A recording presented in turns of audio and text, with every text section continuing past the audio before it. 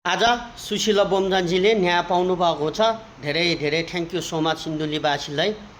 यस्तो अपराधी ससुरालाई आफ्नो बुहारीलाई जिउँदै आगो लाएर जलाएर म तीन तला घरमा बसेर वार्तालीमा कुर्सीमा खुट्टा हल्लाएर म खान्छु भनेको सपना बोकेको आज यसको खत्तम भएको छ।